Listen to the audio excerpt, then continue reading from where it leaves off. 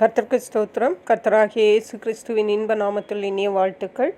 இன்றைய தியானத்திற்காக ஜெபித்த பொழுது தேவன் தந்த வசனம் சங்கீதங்களின் புஸ்தகம் 42 சங்கீதம் 1 மானானது நீரோடைகளை வாஞ்சித்து கதறுவது போல தேவனே என் ஆத்துமா உம்மை வாஞ்சித்து கதறுகிறது.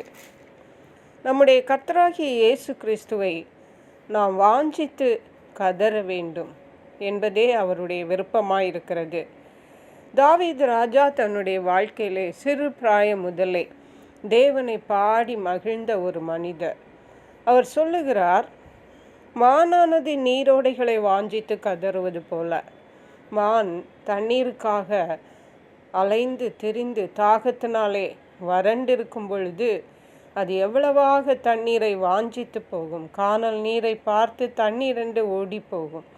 அப்படிப்பட்ட ஒரு வாஞ்சையை தாவீது ராஜா தேவன் மேல் வைத்திருந்தார் என்று சொல்லுகிறது.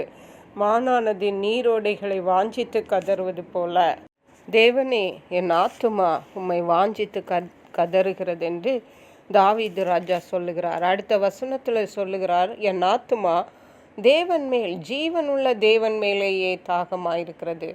நான் எப்பொழுது தேவனுடைய சந்நிதியில் வந்து நிற்பேன். ஹல்லேலூயா.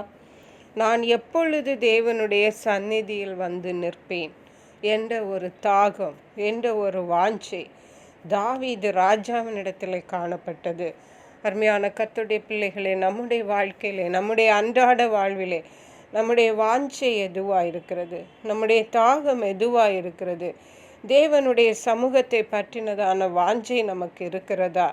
நாம் பல்வேறு பிரச்சனைகளிலிருந்து விடுதலை அடைய வேண்டும் என்று விரும்புகிறோம், வாஞ்சிக்கிறோம், பிரயாசப்படுகிறோம். அவைகளுக்காக தேவனுடைய சமூகத்தை நாம் வாஞ்சிக்கிறோமா? நாம் தேவனிடத்தில் அன்பாக இருந்தால் நிச்சயமாகவே அவருடைய சமூகத்தின் வாஞ்சை நமக்கு இருக்கும். வெறும் பிரச்சனைகளுக்கான விடுதலைக்காக அல்ல, தேவனை நாம் நேசிக்க வேண்டும். அதுதான் அவர் கொடுத்த முதலாவது கற்பனை. உன் தேவனாகிய கர்த்தரிடத்தில் உன் முழு இருதயத்தோடு, உன் முழு ஆத்மாவோடும், உன் முழு பலத்தோடும் அன்பு கூற வேண்டும் என்று.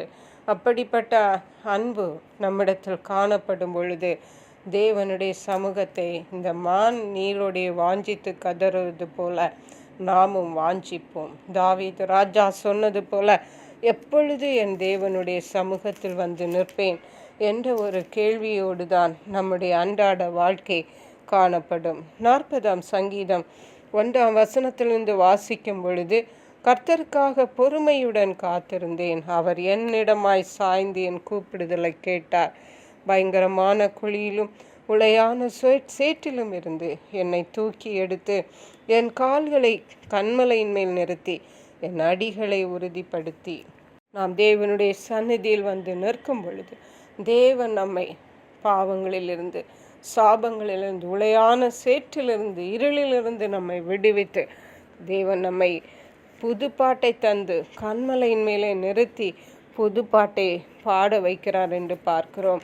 சங்கீதங்களின் புஸ்தகம் 18 சங்கீதம் 33 சொல்லுகிறது, அவர் என் கால்களை மான்களுடைய கால்களை போலாக்கி என்னுடைய உயர் தலங்களில் என்னை நிறுத்துகிறார். ஹல்லேலூயா.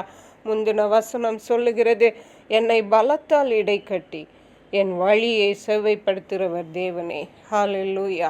அருமையான கர்த்தருடைய பிள்ளைகளே, உங்களுடைய சூழ்நிலைகள் எதுவாக இருந்தாலும் சரி, நம்முடைய தேவனாகிய கர்த்தர் நம்மை பலத்தால் இடைக்கட்டி நம்முடைய கால்களை மான்களுடைய கால்களை போலாக்கி நம்மை உயர்ந்த ஸ்தலங்களிலே நம்மை எடுத்து நிறுத்துகிற தேவனாயிருக்கிறார். ஆகவே கலங்காதிருங்கள், கர்த்தருடைய சமூகத்தை வாஞ்சிப்போம், தாகத்தோடு தேவனை தேடுவோம்.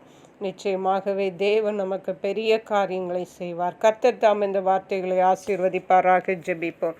எங்களை கிருபையா நேசித்து பாதுகாத்து வழி நடத்துகிற எங்கள் அன்பின் தகப்பனே, ஆசீர்வதிக்கப்பட்ட இந்த நல்ல நாளுக்காக நன்றி. இந்த வேளையிலும் அந்த மான்கள் நீரோடைய வாஞ்சித்து கதறுவது போல நாங்கள் எப்பொழுது தேவனுடைய சமூகத்தில் வந்து நிற்போம் என்ற வாஞ்சை எங்களில் காணப்படவும், கர்த்தருடைய சமூகத்தில் வந்து காத்திருந்து ஜெபித்து தேவனுடைய ஆசீர்வாதங்களை பெற்றுக்கொள்ளும்படியாக, விடுதலைகளை பெற்றுக்கொள்ளும்படியாக கர்த்தர் எங்களுக்கு கிருபை செய்தொள்ள வேணுமாறு ஜெபிக்கிறோம். நன்றி பரிசுத்த ஆவியானவரே.